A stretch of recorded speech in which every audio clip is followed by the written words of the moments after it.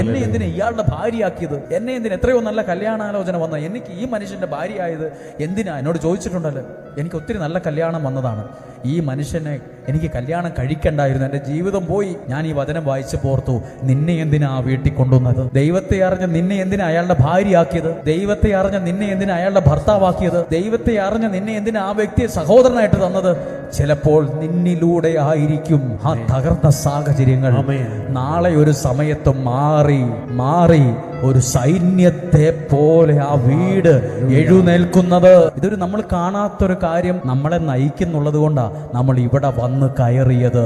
യാദൃശ്ചികമല്ല, അബദ്ധത്തിൽ വന്നു പെട്ടതുമല്ല, ദൈവനിശ്ചയമാണ്. ആത്മാവിനാൽ നയിച്ച് എവിടെ എത്തി? അസ്തി ഊട്ടി ഫ്ലവർ ഷോ കാണാനൊന്നുമല്ല കൊണ്ടുപോയത്, ഒരു കുഴി കാണാനാ കൊണ്ടുപോയത്. നമ്മൾ പറയില്ലേ, ഇത് കാണാനാണ് എന്നെ ഇവിടെ കൊണ്ടുവന്നത്. ഈ തകർന്ന കുടുംബത്തിലേക്ക് എന്നെ എന്തിനാ കൊണ്ടുവന്നത്? ഈ മദ്യപാനിയായ ഒരാളോട് എന്നെ എന്തിനാ ഇങ്ങോട്ട് കൊണ്ടുവന്നത്? നമ്മൾ പലരും ഇവിടെ ഇരിക്കുന്ന ചിലർ ചിന്തിക്കുന്നുണ്ട്, എന്നെ എന്തിനാ ഈ വീട്ടിലേക്ക് കെട്ടിച്ചു കൊണ്ടു?